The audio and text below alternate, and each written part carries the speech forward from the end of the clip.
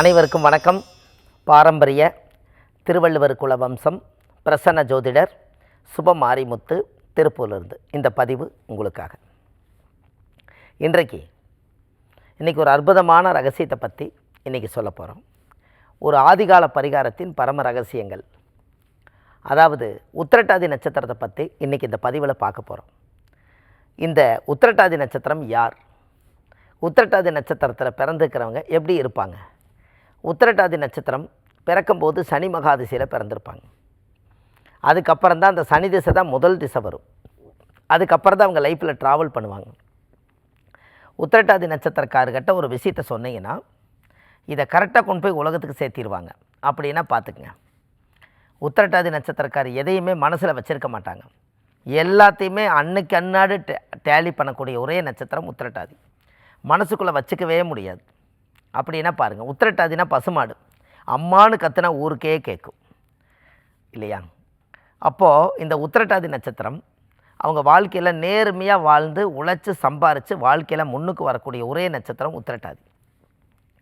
இவங்களுடைய ஒழுக்கங்கள் எப்படி இருக்குது அப்படின்னு கேட்டிங்கன்னா தெய்வ அம்சமாக இருக்கும். யாருக்கு துன்பத்தை கொடுக்காமல் வாழணும், யாரும் ஏமாற்றக்கூடாது, நம்மளை யாரும் ஏமாற்றாமல் பார்த்துக்கணும், அப்படித்தான் அவங்க நினைப்பாங்க. கொஞ்சம் உண்மையாக நேர்மையாக இருப்பாங்க. உழைப்பை கேட்டிங்கன்னா மாளாத உழைப்பு உழைப்பாங்க. நேரங்காலம் பார்க்காம உழைக்கக்கூடிய ஒரே நட்சத்திரம் உத்திரட்டாதி. ஏன் அப்படின்னா, மாடு உழைக்கும் போது டைம் செட் பண்ணி வச்சா உழைக்குது. அது எங்கிருந்து ஏர் பூட்டி கொண்டு வர்றாங்களோ அவங்க பார்த்து நிறுத்த வரைக்கும் இது உழைக்குது. அப்போ உழைப்புக்கு நேர காலமே இல்லாமல் எந்த நேரம் வேணாலும் இரவும் பகலும் கூட உழைக்க தயாராக இருக்கக்கூடிய ஒரே நட்சத்திரம் உத்திரட்டாதி நட்சத்திரம். இந்த உத்திரட்டாதி நட்சத்திரம் அவங்க சுமை தாங்கி நட்சத்திரம் என்று பொருள். சுமை தாங்கினா என்னங்க? அவங்களுக்கு ஃபேமிலி ப்ராப்ளம் இருக்குது, ஒரு கல்யாணம் பண்ணிட்டு போன இடத்துல பிரச்சனை, அவங்களோட குழந்தைகளை பிறந்துட்டாங்கன்னா குழந்தைங்க ஒரு பக்கம் அவங்களுக்கு நெருக்கடி கொடுப்பாங்க, இன்னொரு பக்கம் கணவருடைய வழியில் நெருக்கடி கொடுப்பாங்க, இன்னொரு பக்கம் பிறந்த வீட்டிலேருந்து ஒரு நெருக்கடி கொடுப்பாங்க. இது எல்லாத்தையும் சுமந்து எல்லா கதையும் கேட்டு எல்லாத்தையும் ஒரு பிரச்சனையாக சரி பண்ணி வரைக்கும் அது பொறுமையாக இருந்து தான் அது சுமைதாங்கி நட்சத்திரமாக இருந்தே வாழும். இந்த உத்திரட்டாதி நட்சத்திரம் சுமைதாங்கி நட்சத்திரம் என்று பொருள். குடும்ப பாரத்தை சுமக்கக்கூடிய நட்சத்திரம் அது. இது பசுமாடு எவ்வளோ பெரிய மூட்டை தூக்கி வச்சாலும் மாடு வண்டி பூட்டி போகும்போது எவ்வளோ வச்சாலும் சுமக்குதும்பாங்க. ஆனால் இது பசுமாடு என்னென்னு கேட்டிங்கன்னா மற்றவங்களுக்கு ஹெல்ப்பிங் மைண்ட் அதிகம். பாருங்கள், பசுமாடு பால் கொடுக்குது, அது சிவனுக்கு அபிஷேகத்துக்கு போகுது. அதுபோல் இவங்கனால மாட்டுனால நம்மளுக்கு எல்லாத்துக்குமே உதவியாக இருக்குது. பல குழந்தைகளுக்கு ஒரு பால், அதாவது பசுமாட்டு பால் வாங்கி பல குழந்தைகள் வளர்கிறாங்க. அப்போ எல்லாத்துக்கும் உத்திரட்டாதி சப்போர்ட் ஆகிருக்குதா இல்லையா? அப்போ இந்த உத்திரட்டாதி நட்சத்திரம் ஊருக்கே உதவியான நட்சத்திரம். இந்த ஊருக்கே உதவியான நட்சத்திரமாக இருக்கனால அவங்க வாழ்க்கையில் எல்லா கஷ்டத்தையும் எடுத்து சுமந்து அவங்களுக்கே அழுத்து போய் இதுதான் வாழ்க்கை, இப்படித்தான் நம்ம வாழ்ந்தாகணும், இதுக்குன்னு ஒரு ரெமெடி கிடையாதுன்னு சகிப்புத்தன்மையோடு எல்லாத்தையும் ஏற்றுக்கிட்டு வாழுவாங்க. அவங்க மனசுக்குள்ளே எத்தனையோ போராட்டங்கள் இருக்குது, யாருக்கிட்டையும் சொல்லி அழுக முடியாது. அதனால் என்ன பண்ணிடுவாங்கன்னா, நமக்கு இதுதான் வாங்கி வந்த விதி, நாம் வாழ்ந்து தான் ஆகணும்னு அவங்களே இந்த சுமைகளை பெருசாக எடுத்துக்குவாங்க. போதும் என்ற மனமே. அப்போ இந்த உத்திரட்டாதி நட்சத்திரத்துக்கு வாழ்க்கையில் தாராபலனோடு நீங்கள் வாழணும் அப்படின்னா நட்சத்திரத்தினுடைய அடிப்படை வச்சு பார்த்தா இந்த உத்திரட்டாதி நட்சத்திரத்துக்கு பணம் தரும் நட்சத்திரம் இரண்டாவது நட்சத்திரம். இந்த இரண்டாவது நட்சத்திரங்கிறது என்ன அப்படின்னா பணம் தரும் நட்சத்திரம். எப்போவுமே அந்த ரெண்டாவது நட்சத்திரக்கார தொழிலில் நீங்கள் கல்லாப்பட்டியிலையோ அல்லது எங்காவது ஒரு தொழிலையோ ஒரு நிறுவனத்திலையோ நீங்கள் செஞ்சு வச்சிங்கன்னா அவங்க வாழ்க்கையில் ஒரு பெரிய அசுர வளர்ச்சி வரும். அப்போ இந்த ஜாதகத்துக்கு அந்த பணம் தரும் நட்சத்திரம் அதான். அதுக்கடுத்து உத்திரட்டாதிக்கு தெய்வ அனுகூல நட்சத்திரம் ஆறாவது நட்சத்திரம். இந்த ஆறாவது நட்சத்திரத்தை எப்படி என்றது? உத்திரட்டாதி, ரேவதி, அசுவனி, பரணி, கிருத்திகை, ரோகிணி. இந்த ரோகிணி நட்சத்திரங்கிறது ஜாதகத்தில் எங்கிருந்து வருது? இந்த ரோகிணி நட்சத்திரம் தான் தெய்வ அனுகூல நட்சத்திரம். உத்திரட்டாதி நட்சத்திரத்துக்கு ரோகிணி நட்சத்திரம் தான் தெய்வ அனுகூலம். எப்பவுமே தெய்வ அனுகூலத்தை நல்லபடியாக வச்சு பார்த்துக்கணும். அவங்களுக்கு எப்பவுமே அவங்க பேச்சை கேட்டு ஆசீர்வாதம் வாங்கிக்கலாம். தெய்வ அனுகூலம். ஏதாவது ஒரு தொழில் செய்கிற இடத்துல, ஒரு வியாபாரம் பண்ணுற இடத்துல, ஒரு பூமி பூஜை போடுற இடத்துல அவங்க நின்னாங்கன்னா அந்த தெய்வங்க நிற்கிது என்று பொருள். எவ்வளோ ஒரு அற்புதமான விஷயம்னு பாருங்கள். அந்த காலத்தில் இது எல்லாத்தையும் தான் ரகசியமாக வச்சுருக்காங்க. அதுக்கு அடுத்தது தெய்வ அனுகூலத்துக்கு அடுத்தது 15வது நட்சத்திரம் தான் பூர்வ ஜென்ம பந்த நட்சத்திரம். இந்த பூர்வ ஜென்ம பந்த நட்சத்திரம்னா என்ன? நம்மளுடைய ஜென்ம நட்சத்திரத்துக்கு 15வது நட்சத்திரம் தான் பூர்வ ஜென்ம பந்த நட்சத்திரம். இந்த பூர்வ ஜென்ம பந்த நட்சத்திரத்தை மனசார நீங்கள் எடுங்க உங்கள் வாழ்க்கையில். இது எப்படி எடுப்பீங்க அப்படின்னு கேட்டால், உங்கள் பூர்வ ஜென்ம பந்த நட்சத்திரங்கிறது உங்கள் முன்னோர்கள் அந்த காலத்தில் வகுத்து வச்சது எப்படின்னு கேட்டால், அதாவது உத்திரட்டாதி நட்சத்திரக்காருக்கு உத்திரட்டாதி, ரேவதி, அஸ்வினி, பரணி, கிருத்திகை, ரோகிணி, மிருகசிரிசம், திருவாதிரை, புனர்பூசம், பூசம், ஆயிலி, மகம், பூரம், உத்திரம், அஸ்தம். இந்த அஸ்த நட்சத்திரம் தான் 15வது நட்சத்திரம். அதில் ஜாதகத்துக்கு பூர்வ ஜென்ம பந்த நட்சத்திரம்.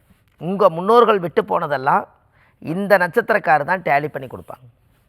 இப்படி வாழு, இப்படி செய், இந்த மாதிரி போனேனாத்தான் நீ பிழைக்க முடியும், இந்த மாதிரி போனாத்தான் நீ வாழ முடியும், இந்த சமுதாயத்துக்குள்ளே நீ கௌரவமாக வாழணும், அவங்க தான் இவங்களுக்கு எடுத்து கொடுப்பாங்க. இதுதான் பூர்வ ஜென்ம பந்த நட்சத்திரம். அப்போ நம்ம நினச்சிக்குவோம், யாருன்னே தெரியல, நம்மளுக்கு ஒரு நல்ல புத்தி சொல்கிறாரு, நல்ல அறிவு சொல்கிறாரு, இவர் விஷயம் நல்லா இருக்குதே, சரி ஓகே நம்ம இதை கேட்டு பார்ப்போம், பரவாயில்லையே அப்படின்னு இவங்களுக்குள்ள ஒரு உணர்வுகள் வரும். அப்போ இதெல்லாம் எங்கேயோ பிறந்து எங்கேயோ வளர்ந்து இவங்க எதுக்கு நம்மளுக்கு வழி காமிக்கணும்? இதுதான் பூர்வ ஜென்ம பந்தம். யாருன்னே தெரியாது, ஒரு பெரிய ஒரு டவுனுக்கு வந்துடுறீங்க, ஒரு வீட்டில் போய் வாடகைக்கு இருக்கீங்க, அந்த இடத்துல நீங்கள் ஒரு மனுஷங்களை பழகுறீங்க, அதில் ஒரு அறிவு சொல்லக்கூடிய ஒரு நட்சத்திரம் நம்மளுக்கு சப்போர்ட் ஆகிருச்சுன்னா ஒரு பெரிய உதவி அல்லவா? இந்த இடத்துல சொந்த பந்தம் நம்மளுக்கு வரப்போகிறதில்ல, அந்த நட்சத்திரம் தான் நம்ம கூட வரும். இதுதான் நட்சத்திரத்தினுடைய காம்பினேஷன். அப்போ இந்த பூர்வ ஜென்ம பந்த நட்சத்திரம் அஸ்த நட்சத்திரம். அதுக்கு அடுத்தது நிலையான நட்சத்திரம்னு ஒன்று இருக்குது. நிலையான நட்சத்திரம்னு என்னென்னா, இந்த அஸ்தத்துலேருந்து 24வது நட்சத்திரம், அதாவது உத்திரட்டாதி நட்சத்திரத்திலேருந்து உங்கள் ஜென்ம நட்சத்திரம் உத்திரட்டாதினா, உத்திரட்டாதி நட்சத்திரம் 24வது நட்சத்திரம் வரைக்கும் நீங்கள் எண்ணணும். இந்த 24வது நட்சத்திரம் அஸ்தமே 15 வந்துருச்சு. அப்போ சித்திரை, சுவாதி, விசாக, அனுச, கேட்டை, மூலம், பூராட, உத்திராடம், திருவோணம். இந்த திருவோண நட்சத்திரம் தான் உங்கள் வாழ்க்கையில் நிலையான நட்சத்திரம். இந்த நிலையான நட்சத்திரங்கிறது நம்ம லைஃப்பில் தெரிஞ்சிருச்சுன்னா அடுத்த லெவலுக்கு நம்ம போயிடலாம் இல்லைங்களா? அப்போது இதுதான் நம்ம முன்னோர்கள் வாழ்ந்தது. அப்போது இந்த நட்சத்திரம் திருவோண நட்சத்திரம் நிலையான நட்சத்திரம். ஒரு தொழில் செய்கிறதா இருக்கட்டும், பாலக்கால் போடலாம். ஒரு தொழில் அமைக்கிறீங்களா, அந்த நிலையான நட்சத்திரத்தன்னைக்கு நீங்கள் செய்யலாம். ஒரு கல்யாணம் பண்ணுறதா உங்கள் நிலையான நட்சத்திரத்தன்னைக்கு பண்ணலாம். உங்கள் முன்னோர்களாக நிலையான நட்சத்திரத்தன்னைக்கு செய்யலாம். அப்போ இந்த நிலையான நட்சத்திரம் உங்கள் வாழ்க்கையில் நல்லா இருக்கணும்னா கண்டிப்பாக நல்ல விஷயங்கள் செய்யணும் அல்லவா? உங்களுடைய ஜாதகத்தில் இருக்கக்கூடிய பூர்வ ஜென்மத்தினுடைய கர்மாவை நிலையான நட்சத்திரம் பூர்வ ஜென்ம பந்த நட்சத்திரம் தான் தீர்த்து கொடுக்கும். இந்த உலகத்தில் பிறக்கும்போது நம்ம எப்படி வேணாலும் பிறந்திருக்கலாம், எந்த டயத்தில் வேணாலும் பிறந்திருக்கலாம், எந்த கிழமையில் வேணாலும் பிறந்திருக்கலாம், எந்த திதி யோகம் கரணத்தில் பிறந்திருக்கலாம், எந்த நட்சத்திரத்தில் எந்த திசையில் வேணாலும் பிறந்திருக்கலாம். ஆனால் எல்லாம் பிறந்து நம்ம வாழ்ந்து முடிஞ்சு நம்ம இந்த உலகத்தை விட்டு போகும்போது எந்த தோஷம் இல்லாமல் நம்ம ஒரு புனிதமான ஆத்மாவாக போகணும். அதுக்கு இந்த உத்திரட்டாதி நட்சத்திரக்காருக்கு இந்த தாராபலனை நீங்கள் கடைப்பிடிங்க, வாழ்க்கையில் நீங்கள் நல்லா இருப்பீங்க என்று சொல்லி, நம்ம இந்த ஜோதிடம் நம்ம சென்னையில் ஜோதிடம் பார்க்குறோம். சென்னையில் வடபழனியில் தெப்பக்குளம் வாசல் பக்கத்துலேயே நம்ம ஜோதிட அலுவலகம் இருக்குது. சனிக்கிழமை, ஞாயிற்றுக்கிழமை, திங்கக்கிழமை ஜோதிடம் பார்க்குறோம். மற்ற தினங்கள் திருப்பூரில் ஜோதிடம் பார்க்குறோம் என்று சொல்லி, கீழே போயிட்டுருக்கிற அந்த ஆதிகால பரிகார புத்தகத்துக்கு பெரிய ஒரு ஏப்பொரு சைஸில் பெரிய புத்தகம் எழுதியிருக்கேன். இந்த புத்தகம் இந்த உலகத்துக்கு பெரிய அளவுக்கு டோர் டெலிவரி வீட்டுக்கே வருது, 2 நாளில் கிடச்சிருது. இந்த புத்தகம் 1736 கொண்ட புத்தகம். இந்த புத்தகத்தை எல்லோரும் வாங்கி படிக்கிறாங்க. எல்லா வீட்லேயும் இந்த ஆதிகால பரிகாரம் இருந்தால் புண்ணியந்தான் என்று சொல்லி, பாரம்பரிய திருவள்ளுவர் குல வம்சம், பிரசன்ன ஜோதிடர் சுப மாரிமுத்து, வாழ்வது ஒரு முறை, வாழ்த்தட்டும் தலைமுறை. நன்றி, வணக்கம்.